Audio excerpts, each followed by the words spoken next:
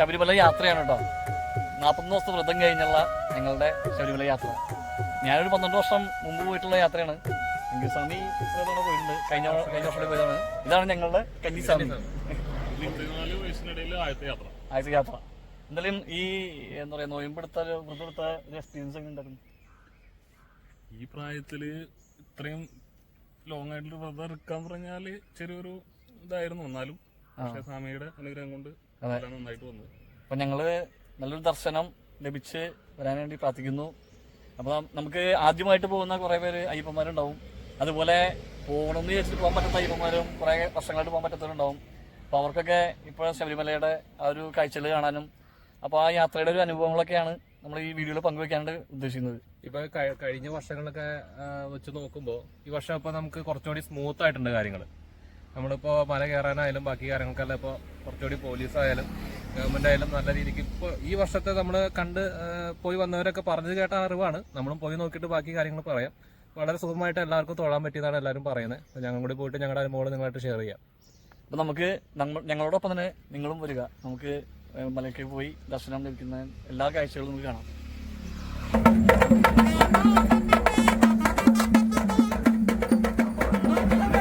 നമ്മുടെ ഈ യാത്ര ആദ്യമായി എത്തിച്ചേരുന്നത് എരുമേലിയിലേക്കാണ്. എരുമേലിയിൽ നമുക്ക് ശ്രീധർമ്മശാസ്താവിനെയും വാവൂര് സ്വാമിയുടെ പള്ളിയും പേട്ട ശ്രീധർമ്മശാസ്താവിനെയും തൊഴുതു വണങ്ങാൻ ആണ് ഇവിടെ എത്തിച്ചേർന്നിരിക്കുന്നത്. ശബരിമലയ്ക്ക് പോകുമ്പോൾ അയ്യപ്പഭക്തന്മാരെല്ലാം പല ക്ഷേത്രങ്ങളിലും തൊഴുതിന് ശേഷമാണ് ഇവിടേക്ക് എത്തിച്ചേരാറുള്ളത്. അപ്പോൾ നമ്മൾ ഇവിടെ പോകുമ്പോൾ പല അയ്യപ്പഭക്തന്മാരും ഇവിടെ പേട്ടത്തുള്ളി പോകുന്നത് നമുക്ക് കാണാൻ കഴിയും. അപ്പോൾ നമ്മൾ ആദ്യമായിട്ട് ചെല്ലുന്നത് വാവൂര് സ്വാമിയുടെ പള്ളിയിലേക്കാണ്. വാവൂര് സ്വാമിയുടെ പള്ളിയും ശ്രീധർമ്മശാസ്ത്ര ക്ഷേത്രവും തൊട്ടടുത്ത് തന്നെയാണ് സ്ഥിതി ചെയ്യുന്നത്. വാവൂര് സ്വാമിയും അയ്യപ്പസ്വാമിയും സുഹൃത്തുക്കളായ ഐതിഹ്യം ഏവർക്കും അറിയാമെന്ന് കരുതപ്പെടുന്നു. അതിൻ്റെ ഓർമ്മയ്ക്കായിട്ടാണ് ഇവിടെ വാവൂര് സ്വാമിയുടെ പള്ളിയിൽ കയറി ചെന്ന് തൊഴുതിന് ശേഷമാണ് നേരെ പേട്ട ശ്രീധർമ്മശാസ്ത്ര ക്ഷേത്രത്തിലേക്ക് അയ്യപ്പസ്വാമിമാരെല്ലാം തൊഴാൻ കയറുന്നത്. അപ്പോൾ ഇവിടെ നമുക്ക് പേട്ട ശ്രീധർമ്മശാസ്ത്ര ക്ഷേത്രത്തിലേക്ക് കയറുമ്പോൾ നമുക്കിവിടെ കാണാം അയ്യപ്പഭക്തന്മാരെല്ലാം പേട്ടത്തുള്ളി പോകുന്നത്. കന്യാസ്വാമിമാരായ അയ്യപ്പ ഭക്തന്മാരെല്ലാം പേട്ടത്തുള്ളിയതിന് ശേഷമാണ് നേരെ എരുമേലി ശ്രീ ധർമ്മശാസ്ത്ര ക്ഷേത്രത്തിലേക്ക് തൊഴുവാനായിട്ട് ചെല്ലുന്നത്. കന്യാസ്വാമിയായ ഭക്തന്മാരെല്ലാം നമുക്കിവിടെ കാണാം. ചായം പൂശിയൊക്കെ കാണാൻ കഴിയും ഇവിടെ. അപ്പോൾ നമ്മുടെ കന്യാസ്വാമി ദാ പോകുന്നു. കന്യാസ്വാമി പെട്രോളി പോവല്ലേ? കന്യാസ്വാമി പെട്രോളി പോവല്ലേ?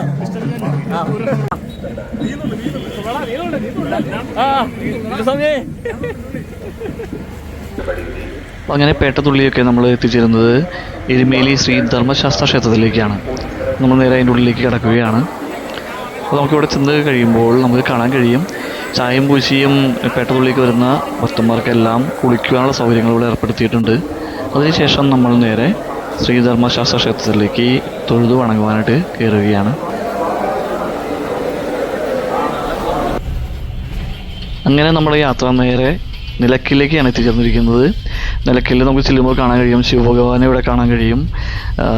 ഇവിടെയാണ് KSRTC ഒക്കെ പാർക്കിങ്, അതുപോലെ എല്ലാ വലിയ വാഹനങ്ങളൊക്കെ പാർക്കിങ് നിലയ്ക്കലിലാണ് ഏർപ്പെടുത്തിയിട്ടുള്ളത്.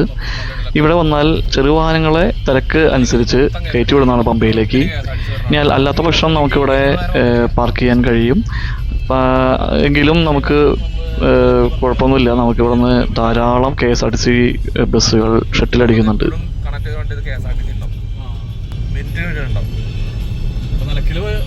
വരുന്നവർക്ക് പാർക്കിങ് ഇവിടെ കിട്ടിയെന്ന് വെച്ചാൽ ആരും ഭയപ്പെടേണ്ട ആവശ്യമൊന്നുമില്ല.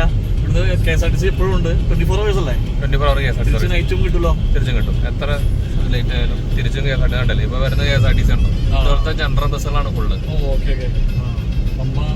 ഇത് പിന്നാലെ അതിനുണ്ടോ ട്രെയിൻ സർവീസ് പോലെ ഇങ്ങനെ ഇഷ്ടം പോലെ ബസ്സുകൾ വന്നോണ്ടിരിക്കും.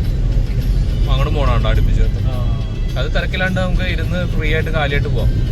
ആ വണ്ടികളൊക്കെ ഉണ്ടോ? ഒട്ടും തിരക്കില്ല. കാലി പോണ വണ്ടികൾ അതൊക്കെ ഒരാൾ പോലും ഇല്ല. ഉണ്ടോ അതുപോലെ എല്ലാം ഇങ്ങനെ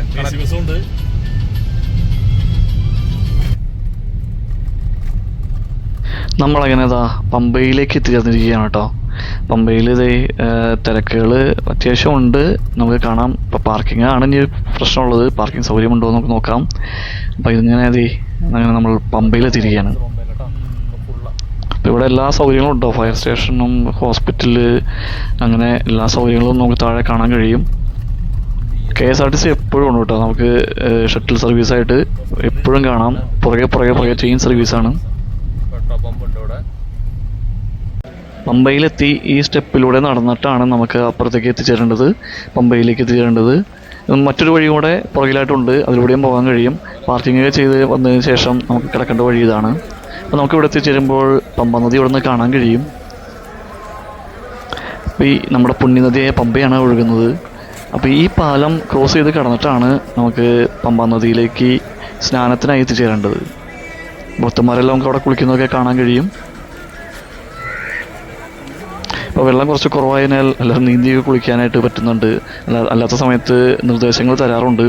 വെള്ളം പെട്ടെന്ന് കൂടുന്നൊരു നദിയാണ് പമ്പ.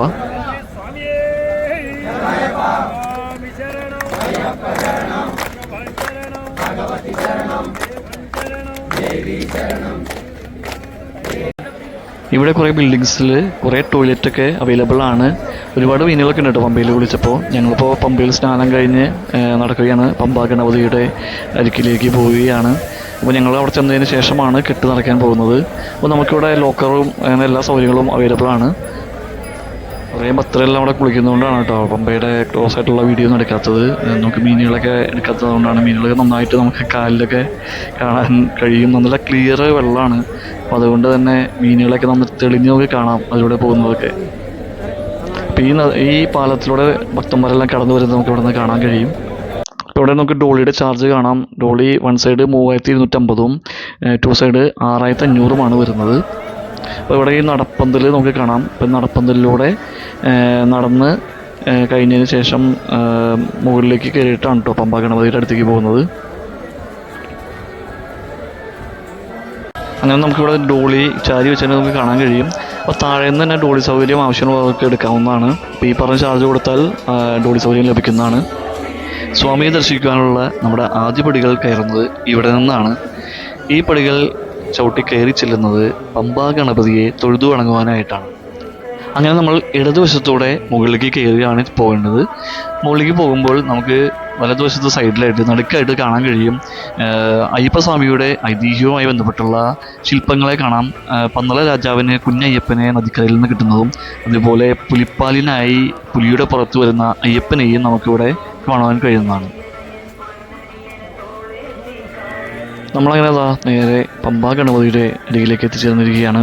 ഇവിടെ കുറേ ഉപദേവതകളെയും നമുക്ക് കാണാൻ കഴിയുന്നതാണ്.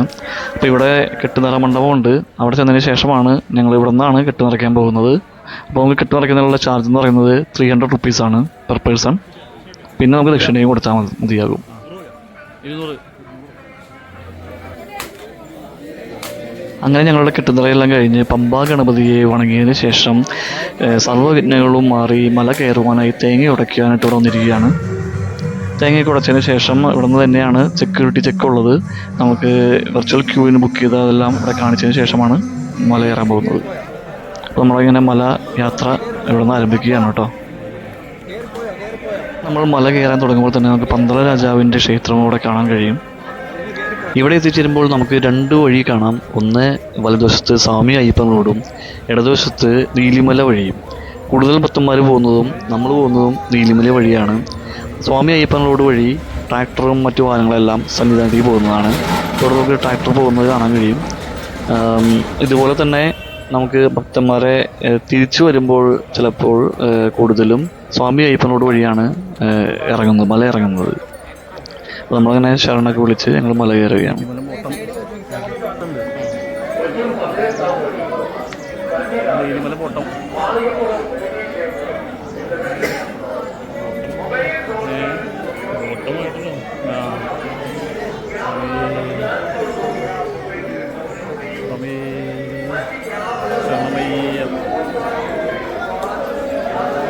നീലിമല ബോട്ടം ബോർഡ് നമുക്കിവിടെ കാണാൻ കഴിയും. നല്ലൊരു കയറ്റമാണ് കേട്ടോ നമ്മൾ ഇനി ഇവിടുന്ന് കയറാൻ പോകുന്നത്. തുടങ്ങുന്ന തന്നെ ഒരു കയറ്റത്തിൽ തന്നെ നല്ലൊരു കയറ്റത്തിൽ തന്നെയാണ് പോകുമ്പോൾ. അതുപോലെ നമുക്ക് ഇവിടെ ഡോളിയൊക്കെ ചാരി വെച്ചെന്ന് കാണാൻ കഴിയും. അയ്യപ്പ അയ്യപ്പ അയ്യപ്പ അയ്യപ്പ അയ്യപ്പ അയ്യപ്പ അയ്യപ്പ അയ്യപ്പ അയ്യപ്പ. നല്ലൊരു കയറ്റമാണ്, നമുക്ക് നോക്കിയാൽ കാണാൻ കഴിയും. നല്ലൊരു കയറ്റമാണ് നമ്മൾ കയറി കഴിഞ്ഞിട്ടുള്ളത്. അതുപോലെ ഇവിടെ ഒരുപാട് ഷോപ്പുകളുണ്ട് കേട്ടോ. ഷോപ്പുകളും അതുപോലെ തന്നെ സൗജന്യമായിട്ടുള്ള കുടിവെള്ളത്തിൻ്റെ ഒക്കെ സൗകര്യങ്ങൾ നമുക്ക് ഒരുക്കിയിട്ടുണ്ട്. അതുകൊണ്ട് കുപ്പിയിൽ വെള്ളം കൊണ്ടുവരേണ്ടതായിട്ടൊന്നും ആവശ്യം വരുന്നില്ല. ശബരിമല ഒരു പ്ലാസ്റ്റിക് നിരോധിത മേഖലയാണ്. അപ്പോൾ അതിനാൽ കഴിവതും പ്ലാസ്റ്റിക് എല്ലാം ഒഴിവാക്കുക. നമ്മൾ നടന്നങ്ങനെ നീലിമല ടോപ്പിലെത്തിയിരിക്കുകയാണ്. അവിടെ നമുക്ക് മെഡിക്കൽ എമർജൻസിക്ക് വരുവാണെന്നുണ്ടെങ്കിൽ ആരോഗ്യവകുപ്പിൻ്റെ ഒരു ബിൽഡിങ്ങൊക്കെ നമുക്ക് ഇവിടെ കാണാൻ കഴിയും. ഇപ്പോൾ നീലിമല ടോപ്പിൽ ആ സൗകര്യം ഒരുക്കിയിട്ടുണ്ട്. നമുക്കിവിടെ നീലിമല ടോപ്പ് എന്നുള്ള ബോർഡ് ഇവിടെ കാണാം. അതുപോലെ നടന്നു വരുമ്പോൾ കാൽനടയെ വരുന്നവർക്ക് വേണ്ടി നല്ല ഗ്രിപ്പോടുകൂടി സ്മൂത്തായിട്ടുള്ള രീതിയിലുള്ള കല്ലൊക്കെ വിരിച്ചിട്ടുള്ള നല്ല രീതിയിലാണ് കേട്ടോ വഴിയൊക്കെ ഒരുക്കിയിട്ടുള്ളത്. അതുപോലെ സൗജന്യ ഔഷധ കുടിവെള്ളം നമുക്ക് വരുന്ന വഴിയിലൊക്കെ കാണാൻ കഴിയും കേട്ടോ.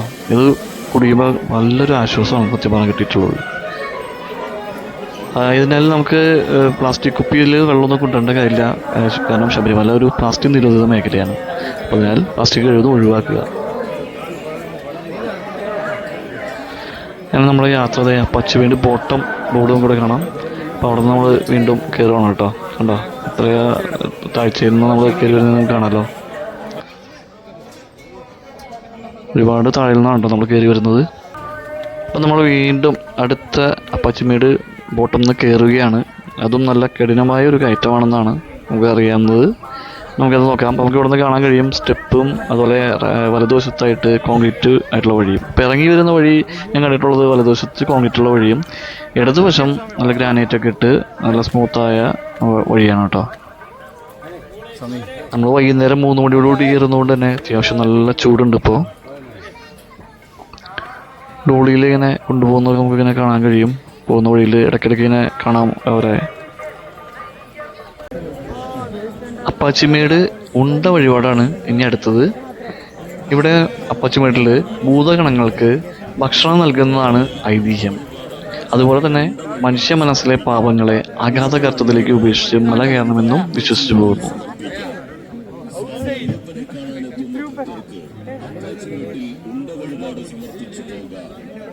അപ്പോൾ നമുക്ക് ആ ഉണ്ട വഴിപാട് നടത്താനായിട്ട് അത് വിൽക്കുന്നതായിട്ട് നമുക്ക് ഇവിടെ കാണാൻ കഴിയും. അപ്പോൾ അവിടെ നിന്ന് വാങ്ങിയതിന് ശേഷം നമുക്കിവിടെ ഈ മലയിലേക്ക് ഉണ്ട 2 വശങ്ങളിലേക്ക് ആയിട്ട് എറിയുകയാണ്. അങ്ങനെയാണ് വഴിപാട് നടത്തുന്നത്.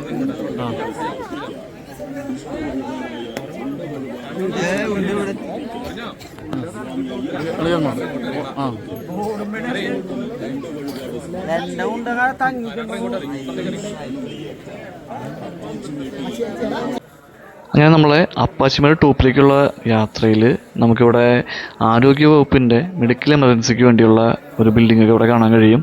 അപ്പോൾ അതിനുള്ള സൗകര്യങ്ങൾ ഇവിടെ ഒരുക്കിയിട്ടുണ്ട്. അപ്പോൾ അവരുടെ തന്നെ ഒരു ഗൂർക്കയാണ് കേട്ടോ ആ കാണുന്നത്.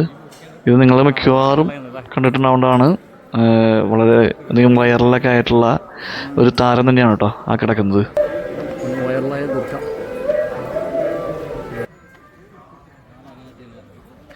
നമ്മുടെ ഈ യാത്രയിൽ അല്പം കഠിനമായിട്ടുള്ള ഒരു ഭാഗം എന്ന് പറയുന്നത് ഈ ഒരു ഭാഗത്താണ് കേട്ടോ. പശ്ചിമേട്ട് ടോപ്പിലേക്ക് എത്തുമ്പോൾ ഉള്ള ഒരു കയറ്റമാണ് കുറച്ച് കഠിനമായിട്ടുള്ളത്. ഇതുപോലെ തന്നെ നീലിമല ടോപ്പിലേക്ക് ബോട്ടം നിന്ന് കയറുമ്പോഴും സ്റ്റാർട്ടിങ്ങിലും കുറച്ച് നമുക്ക് തുടങ്ങുമ്പോഴും ആ ഒരു ബുദ്ധിമുട്ട് തുടക്കത്തിൽ മാത്രം ചെറുതായിട്ടുണ്ടാവാറുണ്ട്. ഇനി അങ്ങനെ നമ്മൾ മുകളിലേക്ക് എത്തിച്ചേരുകയാണ്. അപ്പോൾ അവിടെയും ഒരുപാട് ഷോപ്പും കാര്യങ്ങളൊക്കെ കാണാൻ കഴിയും.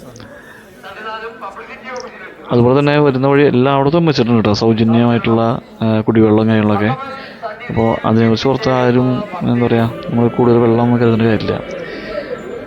അങ്ങനെ ഇവിടെ എത്തുമ്പോഴാണ് ഒരു സിംഹവാലൻ കുരങ്ങനെ നമുക്ക് ഇവിടെ കാണാൻ കഴിയുന്നത്. ആളിങ്ങനെ കറങ്ങി നടക്കുന്നുണ്ടല്ലേ. അപ്പോൾ ആളുകളെ കാണുമ്പോഴായാലും അവർക്കങ്ങനെ പ്രത്യേകിച്ച് ഭയം അങ്ങനെ അതൊന്നുമില്ല കേട്ടോ.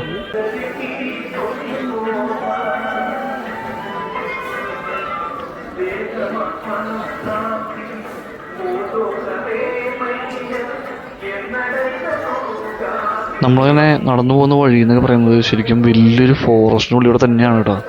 നമുക്ക് സൈഡിലേക്ക് നോക്കി കഴിഞ്ഞാലാണ് ശരിക്കും അത് അറിയാൻ പറ്റുക. വലിയൊരു മലയുടെ ഉള്ളിൽ കൂടെയൊക്കെയാണ് നമ്മൾ ഈ നടന്നു പോകുന്നത്. ഒരുപാട് പ്രായമേറിയ വൃക്ഷങ്ങൾ, അതായത് വലിയ സൈസുള്ള വൃക്ഷങ്ങളൊക്കെ നമുക്കിവിടെ കാണാൻ കഴിയും രണ്ട് വശങ്ങളൊക്കെ നോക്കുമ്പോൾ. അപ്പം ഞങ്ങൾ എല്ലാ കയറ്റങ്ങളും കയറി കഴിഞ്ഞു അല്ലേ? കയറ്റമില്ലല്ലോ. എങ്ങനെ ശരംകുത്തി എത്തിയിട്ടുണ്ട്, ശബരിപീഠം എത്തിയിട്ട് ഇനി കഞ്ഞിസ്വാമിനെ കൊണ്ട് ശരം കുത്താൻ പോവുകയാണ്. അപ്പോൾ ഇതുവരെയുള്ള എങ്ങനെ ഉണ്ടായിരുന്നു കഞ്ഞിസ്വാമി കയറ്റം? കഠിനം. പശ്ചിമേട് ടോപ്പ് എത്തുമ്പോഴാണല്ലേ ഇത്രയുള്ള ആ ഒരു കയറ്റം വരുന്നത്. അതുവരെ കുഴപ്പമില്ല. ആദ്യത്തെ ഒരു കയറ്റത്തിലാണ് നമുക്ക് വല്ലാണ്ടൊരു ബുദ്ധിമുട്ട് തോന്നുന്നത്. അത് നമ്മൾ തുടങ്ങുമ്പോൾ മാത്രമാണ് ആ ഒരു പിന്നെ തിരക്കുണ്ട് കേട്ടോ. തിരക്കുണ്ട്. ഞങ്ങൾ വരുമ്പോൾ തിരക്ക് കുറച്ച് കുറവായിരുന്നു അവിടെ നിന്ന് വരുമ്പോൾ. പിന്നെ നമ്മൾ വൈകിട്ടാവുന്നോറും തിരക്ക് കൂടിക്കൊണ്ടിരിക്കുകയാണ്. അപ്പോൾ ഇനി അവിടെ ചെല്ലുമ്പോഴാണ് തിരക്കിൻ്റെത് എങ്ങനെയാണെന്ന് നമുക്ക് അറിയാൻ പറ്റുള്ളൂ. കയറ്റം കുഴപ്പമില്ല, നമുക്ക് കയറാൻ വലിയ കുഴപ്പമില്ല, കയറാൻ പറ്റി. ഇനി പോയിട്ട് ക്യൂവും കാര്യങ്ങളും നോക്കട്ടെ. ശബരിപീഠത്തിൽ നിന്നും സന്നിധാനത്തേക്ക് പോകുന്ന ഒരു ഭാഗത്തേക്കാണ് നമ്മൾ എത്തിയിരിക്കുന്നത്. ഇവിടെ ശരം വഴിപാട് എന്നുള്ള സ്ഥലമാണ്. കന്യാസ്വാമികളായ അയ്യപ്പന്മാരും മാളികപ്പുറവും അവരുടെ വരവറിയിച്ച് യാത്ര തുടരുന്ന ഒരു ഭാഗമാണിത്. ശരിക്കും ശരംകുത്തിയിലാണ് ഇതുപോലെ ശരം വഴിപാട് ചെയ്യാറുള്ളത്. ഇപ്പോൾ ആ ഭാഗത്തേക്കുള്ള വഴി നമുക്ക് തുറന്നിട്ടുണ്ടോ എന്ന് അറിയത്തില്ല. അപ്പോൾ നമുക്ക് ശരം കുത്തുന്നതിനായിട്ട് ഇവിടെ കാണുന്ന ഈ സ്റ്റോളിൽ നിന്ന് ശരം 30 രൂപയാണ് അവർ വില പറയുന്നത്. അപ്പോൾ 30 രൂപയ്ക്ക് ആ ശരം വാങ്ങിയതിന് ശേഷം നമ്മളവിടെ കുത്തുന്നതിനുള്ള സ്ഥലമുണ്ട്. അപ്പോൾ അവിടെ പോയിട്ട് നമ്മൾ ശരം കുത്തുന്നതാണ്.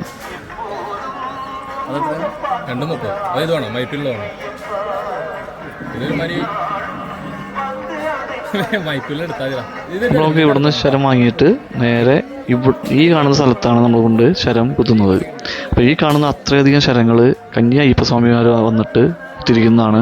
ഇവിടെ നമുക്ക് കാണാൻ കഴിയും ശരം കുത്തുന്നത് എവിടെയാണെന്നുള്ളത്. അതിനുശേഷം ഇവിടെ നിന്ന് വലം വയ്ക്കും. വലം വെച്ചിട്ടാണ് നമ്മൾ അപ്പുറത്ത് എത്തുന്നത്. ഇതിൻ്റെ ഐതിഹ്യം എന്ന് പറയുന്നത് മാളികപ്പുറത്തമ്മയെ അവിടെ നിന്ന് വാദ്യമേളാഘോഷങ്ങളോടെ എഴുന്നള്ളിച്ച് ഇവിടെ വന്ന് ശരംകുത്തിയിൽ വന്ന് നോക്കിയതിന് ശേഷം ശരം കുത്തിയിട്ടുണ്ടോ എന്ന് നോക്കും. അപ്പോൾ തിരിച്ച് പോകുമ്പോൾ വാദ്യമേളാഘോഷങ്ങളൊന്നും ഇല്ലാതെയാണ് ഉണ്ടാക്കി പോകുന്നത്. അതുപോലെ ഇവിടെ നമുക്ക് തേങ്ങ ഉടയ്ക്കാൻ ആഗ്രഹിക്കുന്നവർക്ക് ഇവിടുന്ന് തേങ്ങ അവിടെ നിന്ന് നാളികേരം വാങ്ങിയതിന് ശേഷം തേങ്ങ ഉടയ്ക്കാവുന്നതാണ്.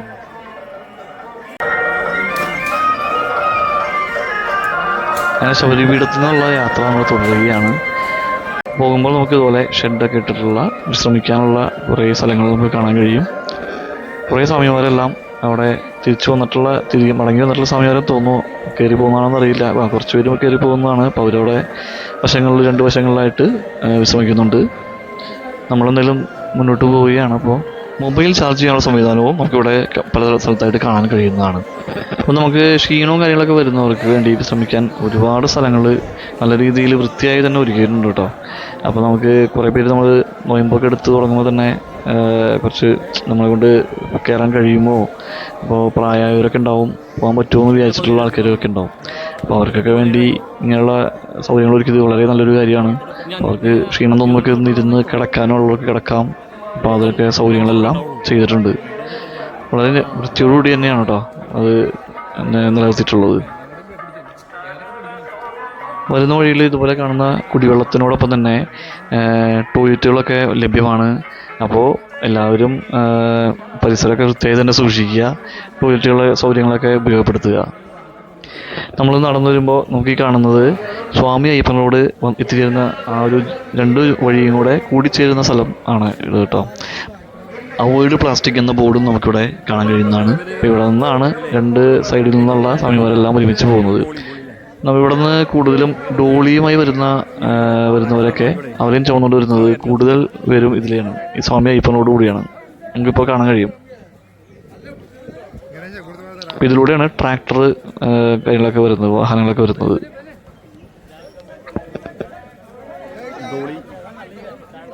സ്വാമി അയ്യനെ കാണാനുള്ള യാത്ര നടന്ന് നമ്മൾ മലക്കൂട്ടം എത്തിയിരിക്കുകയാണ്. ഒരുപാട് വലിയ മരങ്ങളൊക്കെ കൂട്ടമായി തന്നെ നിൽക്കുന്നത് നമുക്ക് കാണാം. ഈ മരത്തിൻ്റെ ഒരു സൈസ് കാണുമ്പോൾ തന്നെ അറിയാം അത്രയധികം വർഷം പഴക്കമുള്ള വൃക്ഷങ്ങളാണെന്നുള്ളത്. ഇവിടെ കുറച്ച് ശ്രദ്ധയോടെ പോകേണ്ട ഭാഗമാണ്. നല്ലൊരു താഴ്ചയും പിന്നെ ഒരു ചെരിവുമുള്ള ഭാഗമാണിത്. ഇവിടെ വന്യജീവികളുണ്ടെന്നുള്ള ബോർഡൊക്കെ നമുക്ക് കാണാൻ കഴിയും. അതുപോലെ ഇരുവശങ്ങളിലെ കാനഭംഗിയൊക്കെ ആസ്വദിച്ച് നമുക്ക് നടന്നു പോകാൻ പറ്റിയ നല്ലൊരു ഭാഗമാണ് കേട്ടോ. മലയണ്ണനെയൊക്കെ കാണാറുണ്ട് സാധാരണ, നമുക്ക് കാണാനായിട്ട് പറ്റിയിട്ടില്ല. ഇവിടുന്ന് ആളെ കുറച്ച് കാണാൻ പറ്റും. பிக்பாக்கெட் செய்யும் திருடர்கள் மற்றும் விலை மதிப்புள்ள பொருள்களை திருடும் திருடர்கள் அதிகமாக ஐயப்பன்மார்கள் வேஷத்தில் உள்ள திருடர்களிலிருந்து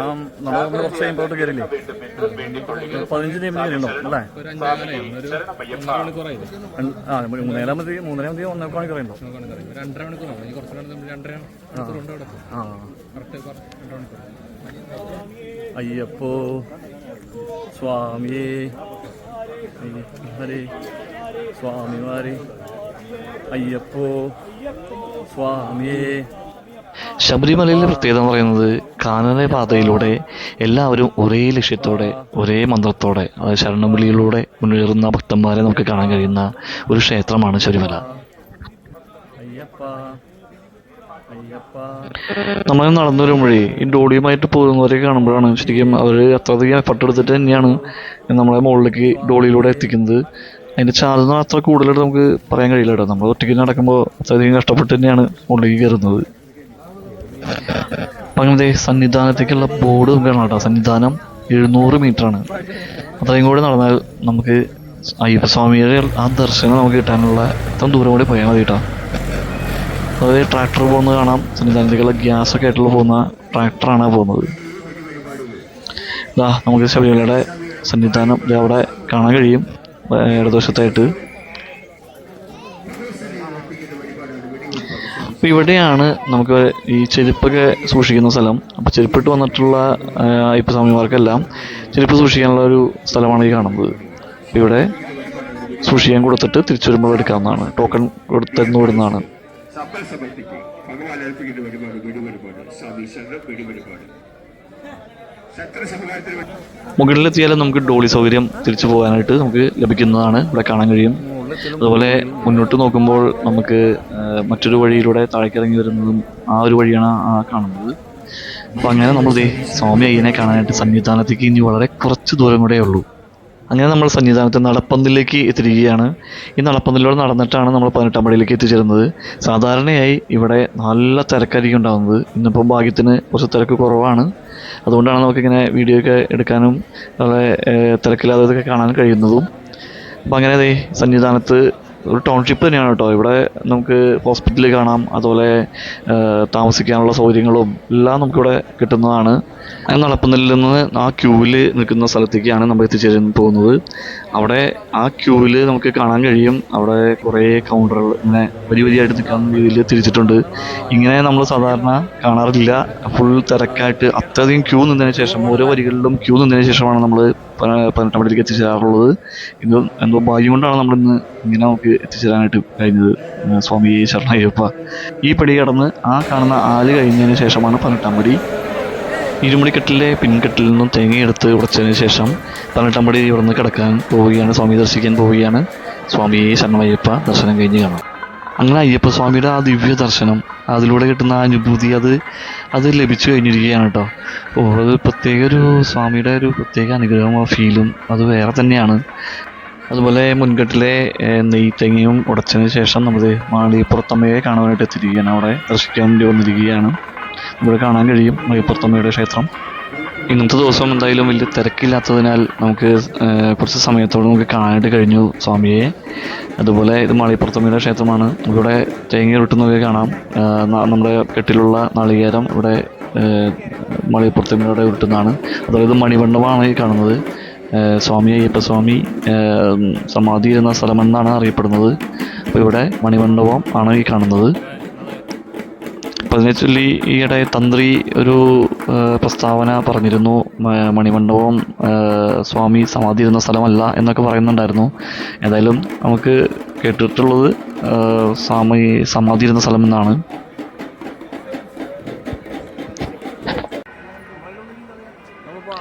എന്തായാലും ഇവിടെ എല്ലാം പോയി കിട്ടുന്നൊരു പോസിറ്റീവ് എനർജി അതൊന്ന് വേറെ തന്നെയാണ്. അത് നമുക്ക് പറയുമ്പോൾ നമുക്ക് അറിയില്ല. അത് ഇവിടെ വന്ന് അനുഭവിക്കുമ്പോൾ കിട്ടുന്നൊരു ഫീലും എനർജി ഉണ്ടല്ലോ, അത് നിങ്ങൾക്കും അത് പോകാത്തവരാണെങ്കിൽ അനുഭവിക്കാൻ കഴിയുമാറാവട്ടെ. നമ്മളിപ്പോൾ അവിടെ നിന്ന് ഇറങ്ങുമ്പോൾ മളിപ്പുറത്തുമേലെ അവിടെ നിന്ന് ഇറങ്ങി വരുമ്പോൾ കാണുന്ന കാഴ്ചകളാണ് ഇവിടെയൊക്കെ. ഇവിടെ നമുക്ക് പാത്രങ്ങളൊക്കെ ഇല്ലാത്തവർക്ക് വാങ്ങാണ്ട് കുറേ സ്റ്റോളുകളൊക്കെ ഉണ്ട്, അതുപോലെ കുറേ ഷോപ്പൊക്കെ ഉണ്ട് കേട്ടോ. നമ്മൾ നേരെ നടക്കുന്നത് ആഴിയുടെ ഭാഗത്തേക്കാണ്. അതുപോലെ ഇപ്പോൾ എല്ലാവരും അയ്യപ്പസ്വാമിമാരെല്ലാം ദർശനം കഴിഞ്ഞ് എല്ലാവരും വിശ്രമിക്കുന്നതൊക്കെ ആയിട്ട് നമുക്കിവിടെ കാണാൻ കഴിയുന്നതാണ്. അതുപോലെ കുറേ പേരൊക്കെ നമുക്ക് നെയ്യഭിഷേകത്തിന് വെളുപ്പിന് നെയ്യഭിഷേകത്തിന് വേണ്ടി ഇരിക്കുന്നവരുണ്ട്. ഇതാണ് മഹാകാണിക്ക കഴിഞ്ഞിട്ട് നമുക്ക് നേരെ അവിടെ കാണാൻ കഴിയും ആഴി എന്ന് പറഞ്ഞൊരു മറ്റൊരു മഹാത്ഭുതമാണ്. എത്ര വലിയ മഴയും ഒക്കെ വന്നാലും ശരി ആഴി എപ്പോഴും നിന്ന് കത്തുന്നത് കാണാം. നമുക്കത് ഒരിക്കലും കിടന്ന് കാണാൻ കഴിയുന്നതല്ല. ഇവിടെ നിന്ന് വീണ്ടും നമുക്ക് 18 പടി കാണാൻ കഴിയും. സ്വാമിമാരൊക്കെ അവിടെ കാത്തു നിൽക്കുന്നത് കാണാം 18 പടി കിടക്കാനായിട്ട്. 18 പടിയിലും തൊട്ട് വണങ്ങാൻ കഴിയുന്നത് അത് മറ്റൊരു മഹാഭാഗ്യമാണ്. അവിടെയും ശ്രീചക്രം സ്ഥാപിച്ചിട്ടുണ്ട്. നമ്മൾ നേരത്തെ പറഞ്ഞ ആ ആലാണ് ഈ കാണുന്നത്. കയറി വരുമ്പോൾ പടികൾ കിടന്നു വരുമ്പോൾ കാണുന്ന ആലില്ലേ, അതൊക്കെയാണ് ഇവിടെ കാണുന്നത്. ഇവിടുന്ന് നേരെയാണ് 18 പടി കയറേണ്ടത്. ഇതാണ് ആഴി. ഇവിടെയാണ് ആഴിയിലേക്ക് എറിയുന്നത് കാണാം. ഇത് അരവണ അപ്പമൊക്കെ ലഭിക്കുന്ന കൗണ്ടറാണ്. ഇവിടെ നിന്നാണ് നമ്മൾ വാങ്ങുന്നത്.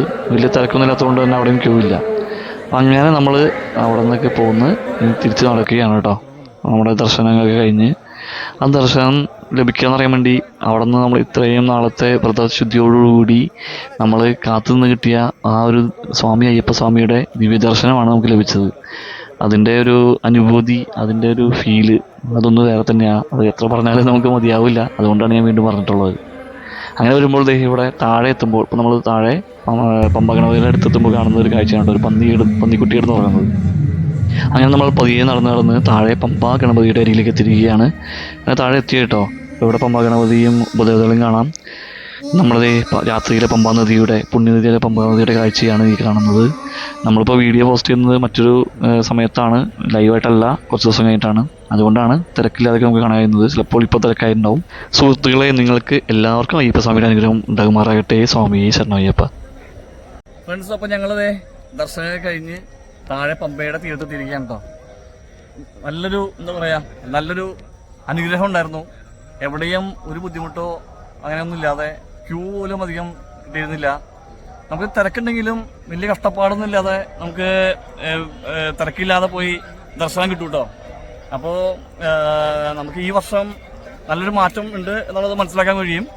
ഞാൻ കഴിഞ്ഞ വർഷം പോയുള്ള നമ്മുടെ അങ്കിസ്വാമിയോട് ചോദിക്കാം ഈ വർഷത്തെ മാറ്റം എന്താണെന്നുള്ളത്. അങ്കിസ്വാമി, ഈ പ്രാവശ്യം നമുക്ക് വ്യത്യാസം എന്താണ് ദർശനത്തിന്റെ? കഴിഞ്ഞ പ്രാവശ്യം അപേക്ഷിച്ച് അടിപൊളിയായിട്ട് തൊഴാൻ പറ്റി. അവരുടെ കോർഡിനേഷനും കാര്യങ്ങളൊക്കെ കുറവായിരുന്നു. ഫ്രീ ആയിട്ട് കയറി പോയി ഫ്രീ ആയിട്ട് തൊഴുത്ത് വരാം.